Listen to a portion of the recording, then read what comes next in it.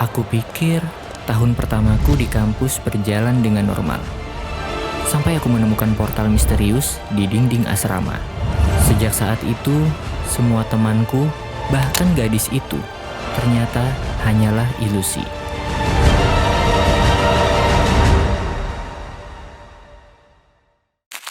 ...26 Agustus 2025. Tersesat di asrama aneh, semua temanku ternyata ilusi. Di dalam mimpi itu, aku sedang berada di masa depan, di tahun 2150 Masehi. Ceritanya aku adalah seorang mahasiswa baru di sebuah kampus, dan tahun pertamaku baru aja dimulai. Aku sedang menjalani masa ospek dan berkenalan dengan teman-teman baru. Salam kenal ya, nama kalian siapa? Hangria. Kuliah jurusan apa? Semua mahasiswa di kampus ini wajib tinggal di asrama kampus. Nah, di sana ada 4 asrama dengan nama-nama kelas yang aneh banget. Nama kelas-kelas itu adalah Larana, Tifafri, Koluna, dan Briali. Nama-nama itu terdengar aneh dan asing kan? Seperti bukan dari universe ini. Nah, tapi aku tidak ditempatkan di keempat asrama itu. Masih ada satu asrama lain, namanya Asrama Bunga. Nama asrama kamu adalah Asrama Bunga, ingat ya? Setelah kegiatan di kampus, aku mencari-cari di mana asrama bunga berada. Tapi nggak ketemu. Sampai kemudian aku menemukan sebuah lorong yang gelap di samping keempat pintu asrama tadi. Aku coba masuk ke sana sendirian, berharap aku menemukan pintu asrama bunga. Sambil berjalan menyusuri lorong, aku menemukan seberkas cahaya hijau yang semakin lama semakin terang. Saking terangnya, penglihatanku jadi silau. Dan seketika semuanya terlihat putih dan pandanganku sedikit kabur. Aku pingsan beberapa saat dan ditolong oleh beberapa orang mahasiswa di kampus itu. Dan yang paling mengejutkan adalah aku tengah berada di asrama bunga. Asrama yang aku cari-cari dari tadi, tapi aku nggak berhasil menemukannya. Kepalaku agak pusing. Kemudian aku beristirahat di asrama bunga itu karena besok kegiatan di kampus akan dimulai. Singkat cerita, aku dikenal sebagai mahasiswa terpintar jurusan fisika di kampus itu.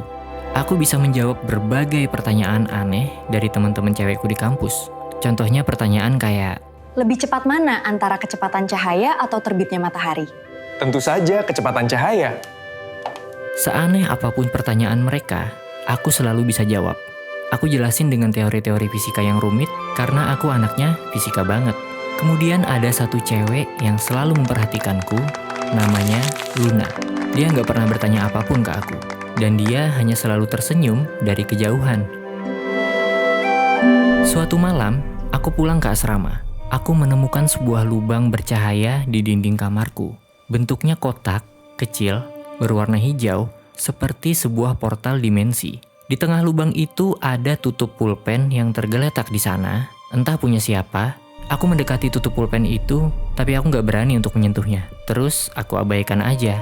Aku lanjut tidur untuk lanjut perkuliahan di keesokan harinya. Ada satu peraturan aneh di kampus ini. Mahasiswa nggak boleh keluyuran ke asrama lain. Cuman boleh tinggal di asramanya masing-masing. Tapi aku merasa bosan. Akhirnya aku sering keluyuran ke asrama lain, mencoba mengakrabkan diri dan juga mencari teman-teman baru.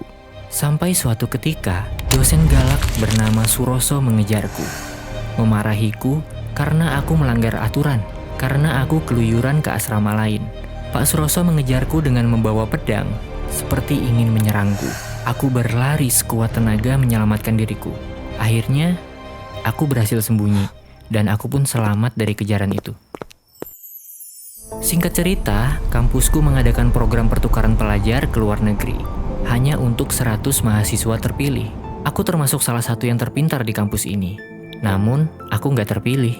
Mereka yang terpilih akan segera berangkat ke luar negeri. Tapi, mereka berangkatnya naik tank.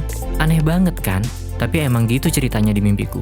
Mereka berangkat naik tank dan semuanya memberi hormat. Udah kayak upacara kenegaraan aja. Seakan mereka adalah para pahlawan dari kampus ini. Aku hanya bisa menyaksikan teman-teman yang berangkat dan memberi salam. Waktu sudah hampir maghrib. Aku harus segera pulang ke asramaku, asrama bunga. Tapi di tengah jalan aku tersesat. Jalan yang biasanya aku lewati ketika aku pulang, itu seakan beda dan berubah. Kemudian aku melihat ada seorang kakak tingkat senior yang sedang berdiri dan melamun. Aku langsung samperin. Kami berkenalan, namanya Raden. Dan aku langsung bertanya di mana jalan menuju asrama bunga yang seharusnya. Raden bersedia mau mengantarku ke asrama bunga. Kemudian kami mulai jalan. Satu persatu semua kelas asrama kami lalui. Larana, Tifafri, Koluna, dan Briali. Tapi kami tidak menemukan asrama yang bertulisan bunga di sini. Kemudian aku melihat lorong aneh yang terlihat familiar dan tidak terlihat asing. Sepertinya aku kayak udah pernah melewati lorong ini.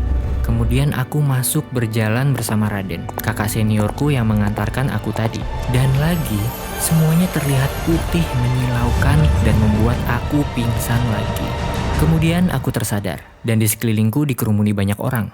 Entah berapa hari sudah aku pingsan. Aku coba menenangkan diri dan mengobrol dengan salah satu dari mereka. Mendengar informasi dari mereka, sekarang adalah tahun 2160. Seketika aku kaget, panik.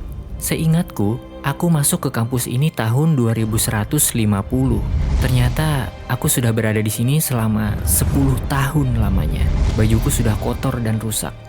Tapi aku masih sehat. Aku sedih dan menangis.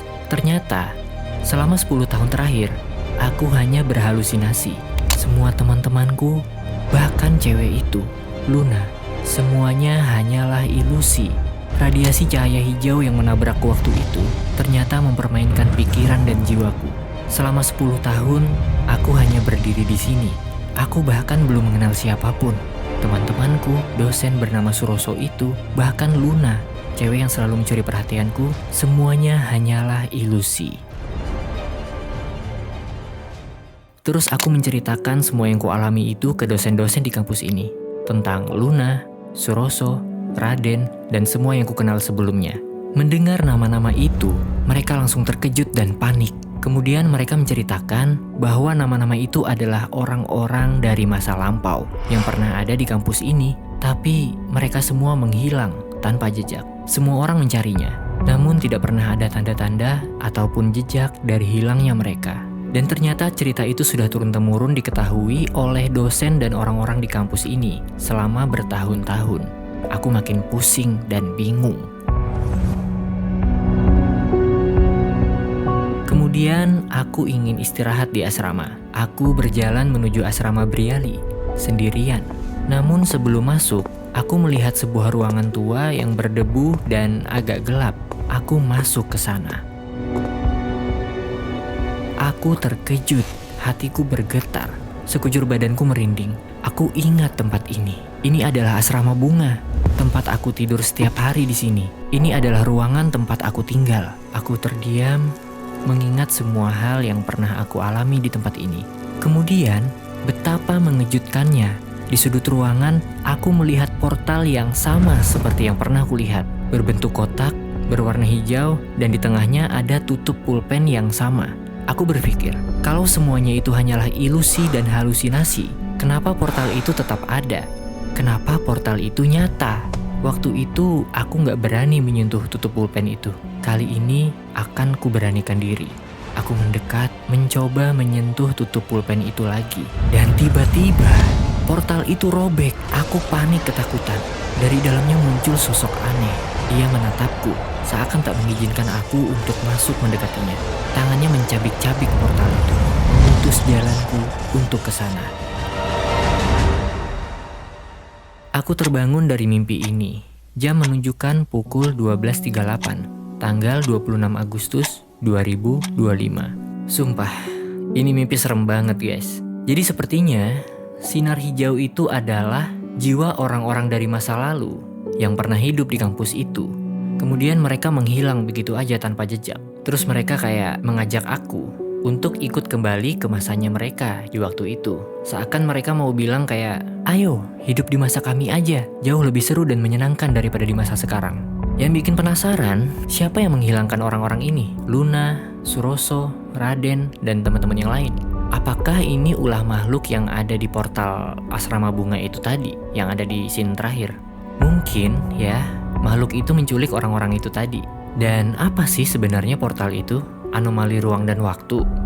Yang aku pahami adalah karena waktu itu aku hidup di tahun 2160. Artinya 100 tahun dari sekarang, 1 abad dari sekarang. Mungkin aja teknologi di tahun itu sudah mampu menciptakan lubang dimensi ruang dan waktu, seperti yang ada di film-film science fiction. Nah, jadi portal itu sudah menjadi suatu hal yang biasa di tahun itu. Dan di dalam dimensi itu hidup makhluk yang aneh, yang bisa menculik jiwa para manusia dan mengangkatnya ke dimensi yang lebih tinggi. Mungkin 5 dimension, dimensi kelima. Kita nggak pernah tahu misteri alam semesta yang kita tinggalin ini, teman-teman. Karena alam semesta yang kita tinggalin sekarang kan 4 dimensi. 3 dimensi ditambah lagi 1 dimensi yaitu waktu. Itu menurut para ilmuwan gitu kan ya. Kalian bisa riset sendirilah. Kalian bisa cari tahu sendirilah soal itu. Aduh, aku juga nggak tahu kenapa aku mimpi seperti ini ya, teman-teman. Tapi ini real ya, teman-teman. Di episode 0, episode yang paling awal, aku bilang di cerita mimpi ini, aku bakal ceritain mimpi ini secara real ya teman-teman, seapa adanya mungkin. Tapi tetap ada fiksinya ya paling sekitar 10%. Itu pun cuma buat nyambungin scene by scene gitu kan, karena ya tahu sendiri kan, namanya juga mimpi gitu kan, pasti alurnya tuh sering loncat-loncat gitu kan. Tapi 90% real ya teman-teman, memang ceritanya seperti itu. Nah, kenapa aku sampai inget detail-detail kecil kayak nama karakternya, Luna, Suroso, Raden, terus nama asrama yang aneh itu tadi, Larana, Tifafri, Koluna, Briali. Nah, itu karena aku catat ya guys ya. Ini jadi ada poin-poin ceritanya, terus nama-nama detail-detail kecil kayak karakter dan lain-lain gitu. HP ini standby pas aku lagi tidur. Jadi begitu bangun aku langsung buka notes. Kalau nggak dicatat ya hilang semua, lupa udah pasti. Ya, itulah tadi cerita mimpi episode 2 tanggal 26 Agustus 2025 jam 12.38 malam. Gimana menurut kalian? Seru nggak mimpi kali ini? Atau aneh? Atau nggak jelas? Atau absurd? Tulis pendapat kalian di kolom komentar di bawah. Kita ketemu lagi di episode selanjutnya. See you.